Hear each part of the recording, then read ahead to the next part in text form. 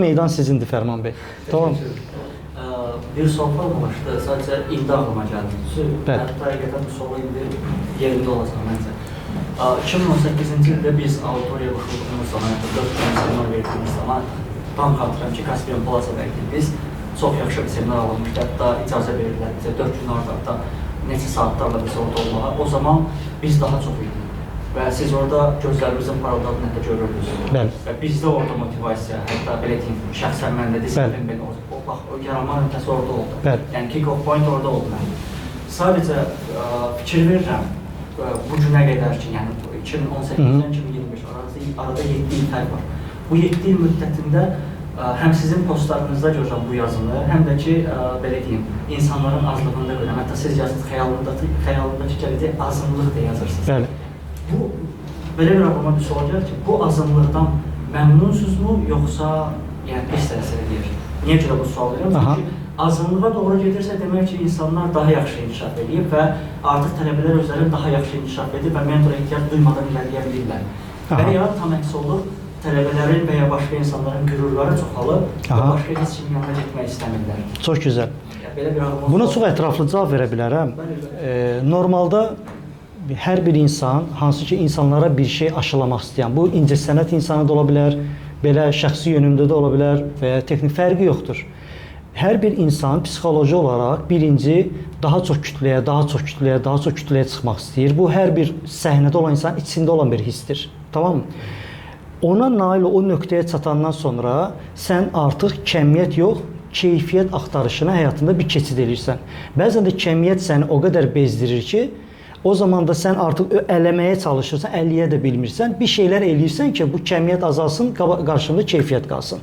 Bu tərəfdən məsələyə baxanda yəni. Məsələn, ən dahi musiqiçilərə baxsaz, onlar gənc yaşlarında birinci kütlələrə çıxmağa çalışıblar. Elə ki, hər kəsin belə sitayiş elədiyi bir dahi musiqiyə çevriləndən sonra artıq öz bucağına çəkilib, öz kütləsinə, öz auditoriyasına musiqini təqdim etməyə çalışan bir insana çevriliblər. Bu sənətkarlarda da olur, bizim kimi insanlarda hər kəsdə də yəni. Amma realistik danışacağım, Azərbaycanda nə baş verir bu sahələrdə? Bilirsiniz ki, o illərdə seminar sektoru və ya səhnədə bir şəxsi inkişafda doğrudan da təcrübəsinə dayanan bir danışıq zaten az idi. Bu bir yandan. Zaten sayılı sayıda bir sənə yol göstərən seminar var idi. Bunu hamı bilirdi ki, bu seminarda mən nəsə faydalana bilərəm. İkincisi, bizim insanımız tərəfindən deyirəm ki, bizim insanımız yaxşı olana yox, faydalı olana yox, falan yox, özünü cool hiss elədiyi yönlərə yönəlir. Heç kimin də bu xətrinə dəyməsin yəni, tamam. Yəni bizdə kütlə, biz müxtəlif bir dövr keçmişik ki, son 15 il dövrümüzü görmüşük bizim insanı. Biz insana nəyi eləmək, harda takılmaq, harda olmaq cool sayılacaqsansa, orada olmağı hər cəmə istəyib insan. Düzdür? Birinci etap biz hamımız özümüzün şəxsiyyətimizdə mübarizə aparırıq. İstəyirik özümüzü bu cəmiyyətdə tapaq. Tapma nöqtəsi nədir? Cool görünmək istəyirik ətrafda. Hər kəs tərəfindən qəbullanmaq və o cool levelində olmaq istəyirik. Sizin dövrdə bəlkə razılaşarsınız ki, məndən seminarda olmaq cool sayılırdı. Seminarda olanlar forslanırdı ki, görürsünüz mən seminara gedirəm. Görürsünüz mən şəxsi inkişafdayım. O dövrdən buna həm bizdə səbəb oldu, həm də ümumi aurada ora gətirdi ki, yalnız spesifik spikerlərdən keçid elədik, hara hər yerindən duran səhnəyə çıxıb seminar keçməyə. Tamam mı? Və bu gənc nəsil, bunlar bilmirlər kimdir keyfiyyətli spiker, kim deyil, tamam mı? Və onlar da gənc nəsildə nə yarandı? Gəldilər bir dənə spikerə, baxdılar, bu nə danışır dedilər. Keçdilər ikinciyə, baxdılar, bu nə danışır. Yəni, Pərviz Həsənova çatana qədər bu spikerləri görür və deyir ki, Azərbaycanda seminar leveli yəqin budur. Deməli, mənə bu lazım deyil. Deyib də ümumilikdə bu şəxsiyyətində qərar verir ki, mən seminarları getməyən bir insana çevriləcəm. Və mən də bunu çox normal qarşılayıram. Mənim atam ev remont edən ustaydı. Və doğrudan da spesifik, çox əl qabiliyyəti gözəl olan bir usta olub. Atamı hər adam sıraya dururdular ki, evlərini remont elətdirsinlər. Mən uşaqdan bunu görmüşəm. Və o vaxtlar atam çox gözəl qazanırdı və biz də çox gözəl yaşayırdıq. Hara kimi, salam, xoş gəlmişsiniz. Hara kimi, Fərman bəy, hara kimi hər yerindən duran usta olana qədərdir. Hər yerindən duran usta olduqdan sonra atamı artıq daha az adam çağırmağa başladı. Niyə? Çünki uduza qaçırdılar. Düzdür?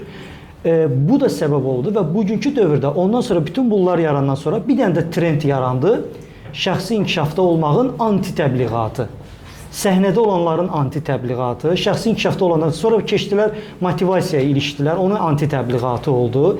Səhnədə danışılan boş-boş şeylər danışırlar, təbliğatı oldu. Bütün bu şeylər insanların şuur altında seminara getməyin boş bir şey olduğunu düşüncəsinə gətirib çıxardı. Realistik anlayış yarandı. Çünki realist olmur motivasiya.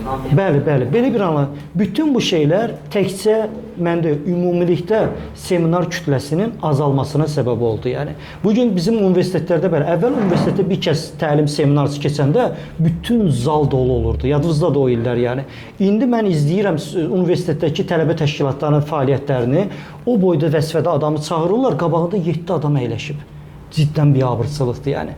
Burada mən yeni nəslin özünü də günahlandırıram müəyyən mənada. Çünki sənin üzərinə düşür keyfiyyətli təlimçini tapmaq, sənin üzərinə düşür keyfiyyətli seminarı tapmaq və o gün orada olmaq yəni. Tamam mı? Və amma gəncləri də bir yandan da qınamıram. Çünki bunlar sosial mediaya baxanda bu seminarçı kütlənin tənqid olunduğunu görürlər. Seminara getməyin tənqid olunur. Bunlar nəyə tərbiyə alırlar? Hə, deməli mən seminara getməməliyəm. Tərbiyəsi alırlar. Bütün bu şeylər bu Azərbaycanda seminar səviyyəsini bu günə gətirib yəni. Səviyyə budur. Qaldı ki mənim özümə, mən özümdə tam səmimi deyəcəm bu gün. O şeylə baş sizə yenə çənəm açıldı. Mənim müəyyən o illərdən izləyən adamlar mənim necə bir etaplardan keçdiyimi bildiniz yəni. Və nə oldu? Əvvəllər mən çox ASTV senzurası ilə danışırdım. Çox ASTV senzurası ilə kiminsə dəyərlərini incitməmək üçün. Amma mən hər ildən ilə daha dərin bir auditoriya qabağımda oturduqca mən daha ürəklənib, daha dərin şeylərdən danışmağa çalışırdım və daha açıq, daha 18+ daha açıq danışa özüm bir növ qaşındım ki, əvvəllər bunu bağlı otaq arasında saxlayırdım. Publikə çıxartmırdım. Siz bilirsiniz mən nə danışıram. Mən danışıram, siz götürürsünüz, bundan faydalanırsınız. Düzdür? Amma yavaş-yavaş bu mövzu bağlı qapılar arasında qalmadı. Bu mövzu açıldı. Kimlərin əlinə yataqdan durub bugün kimi linç eləyim deyən bir o darbeyni kütlənin əlinə düşdü bu materiallar. Və başladım nə olmağa? Linç yeməyə. Tənqid olunmağa, linç yeməyə. Bu adam necə bu mentalitetdə bu adam necə bu mövzulara toxuna bilir deyə tənqid olundu. Və bir növ Pərviz Həsənov personajının da anti-təbliğatı başladı. O başdan xarabdır, kimin seminar gitsə, o bilmir nə danışır. Təbliğatı getdi universitetlərdə və yeni nəsil də belə baxır ki, yəqin mən bu adamın seminarına getməməliyəm şuuraltıya aşılandı yəni. O zaman mən bundan, mən də həyatımın o dönəmində idim ki, doğrudan da tənqid olunmaq, eləmək və yanımda yalnız məni anlayanların qalmasını bir dar kruq istəyirdim. Artıq hər kəsin tanımasını yox, dar bir mühitin məni tanımasını istəyirdim. Bu mənə sərf elədi yəni. Sərf elədikcə özünüz də gördünüz ki, linç yeyən adam normalda bizim cəmiyyətdə geri addım atır. Mən üstünə daha da qaşındım, daha da gəlin, daha çox gəlin dedim və daha da darlaşdırdım məsələni yəni. Və bu dəqiqədə, bu günümdə də eləyirəm. Elə ki, görürəm kütlə biraz çoxaldı, bir dənə düşüncə tərzlərinə sığmayacaq bir mövzu atıram ortalığa, onun altından qalxa bilmirlər. Kommentlərdə qırırlar bir-birlərini, kütlə yenə də azalır. Necə azalır? Unfriend eləyirlər. Yəni unfriend. Nə gözəl deyirəm. Belə. Yəni ki, xülasə Azərbaycanda seminar və belə qarşılıqsız faydalı olmayan durumu bu dəqiqə bərbad vəziyyətdədir. Belə olmamalıydı. Amma digər tərəfdən bu mənə sərf eləyir. Yəni istədiyim məqamdayam. Tamam mı? Yəni bu stol qədər də olsun, mənə ora qədər pilləkən də olsun istəmirəm. Açıq desəm, keyfiyyət ölür o zaman. Tamam mı? Ona görə. Çox sağ olun. Belə. Evet, suala keçək.